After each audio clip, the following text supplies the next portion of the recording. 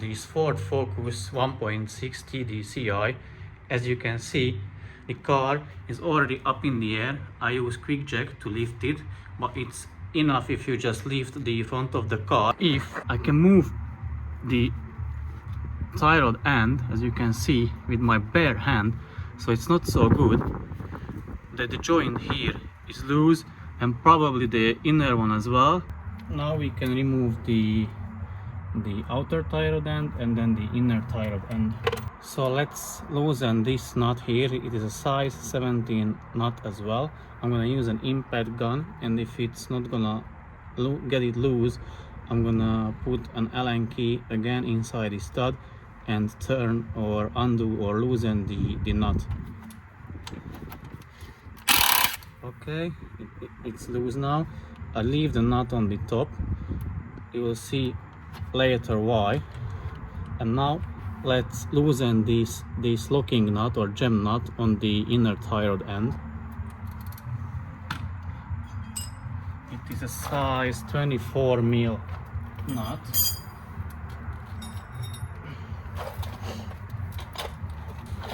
So let me loosen it.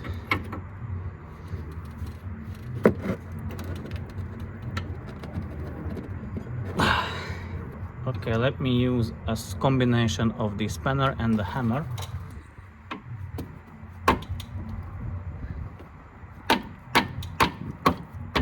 Yeah, it is getting loose. It's turning now, as you can see.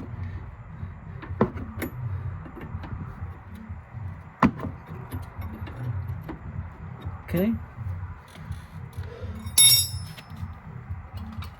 Now I can remove the outer tie rod end from the knuckle. So use a hammer and hit it on the top of the nut.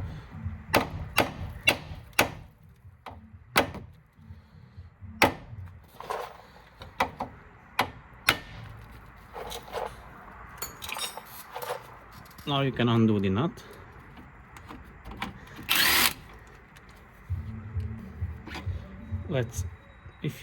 The inner one is not that bad, as you can see.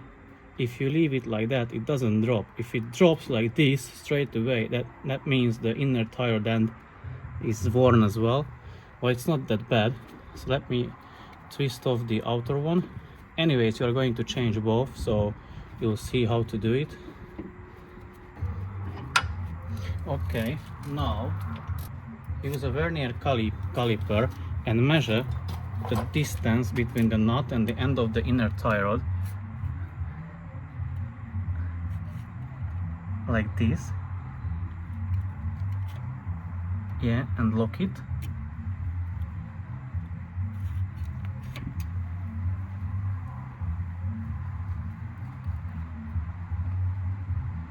So that way you put back the new outer tie rod end exactly to the same distance as the old one was. But anyways, the very important thing is that after this job you have to take your car for a wheel alignment to get your steering wheel perfectly straight and get everything aligned perfectly that can be done on your particular model on your particular car. Now you can twist off this gem nut or locking nut. If it doesn't come off like this, like so easy as it is coming now, because the other side was quite stuck, I used an appropriate size socket on the nut and held the inner tie rod end with pliers, so it wasn't spinning, and I undone it with the impact gun. But now on this side it is turning fairly simple or easy, so I don't have to use the impact gun. So now let's remove that clamp, the small clamp on the inner tie rod and the dust cover. So I use a needle nose pliers, just push it together, yeah, and pull it off. You don't throw it away because you're gonna reuse this one later. The big one, the inner one, is not reusable. I'll show you how to remove that. I'm gonna remove it off camera and show you how I've done it. So basically I'm using a longer screwdriver, and it has a notch or place or like space where I can put this one, just pry it off or break it if you will. Now I should be able to pull off the dust cover. Okay, so here is the inner clamp. So what I done, I just put this screwdriver here into the hole and twisted it, and it popped this one open, so I could pull off the dust cover. And then I removed the clamp. It's not reusable, so I'm gonna use a cable tie or zip tie on this one. I'll show you anyways. So now to remove the inner tie rod end, you have more options. I specifically have two tools for that. This one, the small one, is a cheaper one, so you put over the joint of the inner tie rod end, tighten the nuts down, and use a long extension and a ratchet on the end and undo it that way. It is fairly cheap and it works. It costs £10, I believe, but I prefer to use this kind of tool. So here you have a long extension, but inside it's a hole, and here is an adapter. You have 3 adapters with this kit, so basically you just put it together.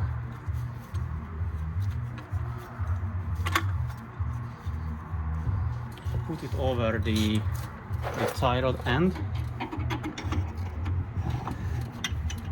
and here you can either use a spanner or an extension and a ratchet. I'm gonna use an extension and a ratchet.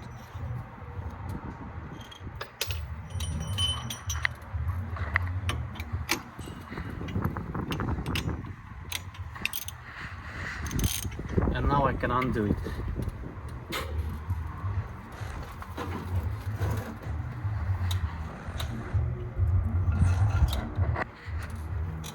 I'm gonna use another extension on the ratchet, so it's a jack handle. And now it is loose. You can remove the ratchet and just spin it off. I can already remove the tool if I want.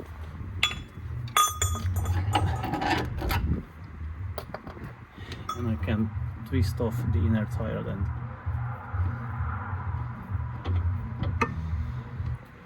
And we are done. Also a good tip, after you remove the old parts, compare everything with the new parts you bought.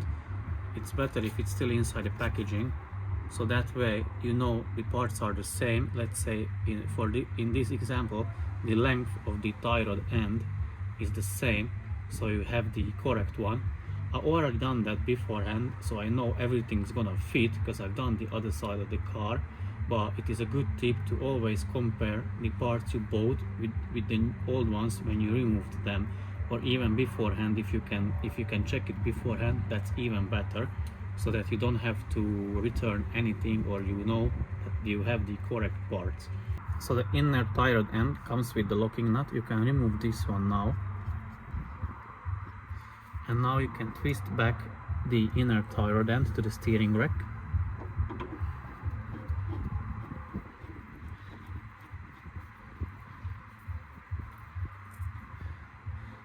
And now you can use the same tool as we used before to make it snug. So put the tool over the tie rod end, use the extension and the ratchet and make it snug. Yeah, it's tight, it's pretty much enough. So here comes the tricky part. We're gonna reuse the old dust cover, rubber dust cover, and we are going to use a zip tie or a cable tie.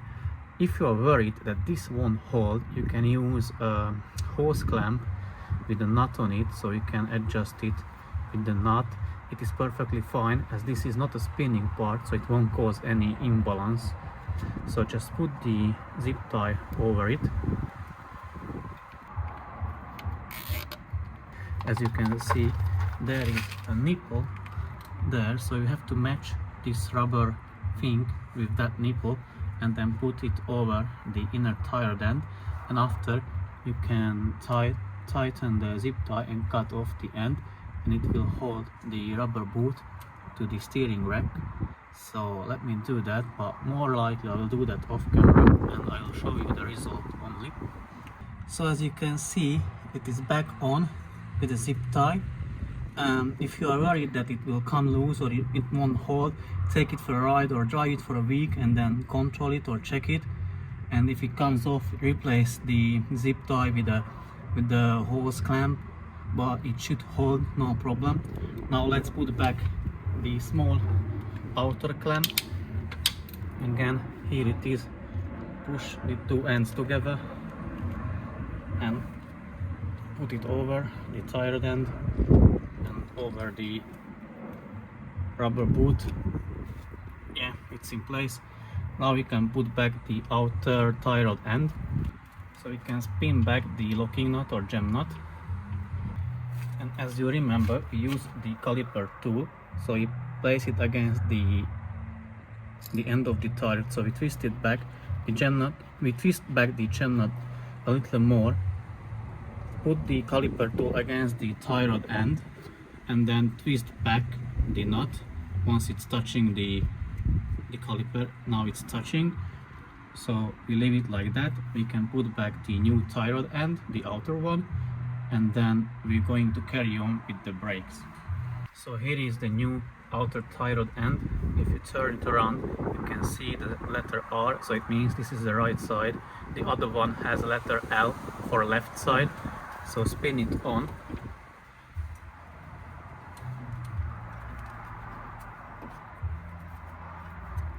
So spin all the way you can until you hit the gem nut. Okay, remember we removed it when it was facing upwards, so now we can tighten up the gem nut. So remove the nut from the track rod end, remove this cover, put the stud back to the wheel knuckle, align them, put the nut over it. You see this one has a nylon end, so that goes on the top.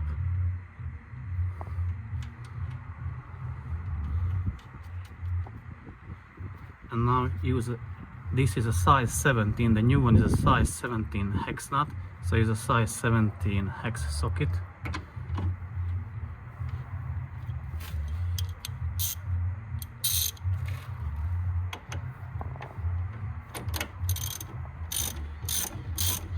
And just tighten it all the way.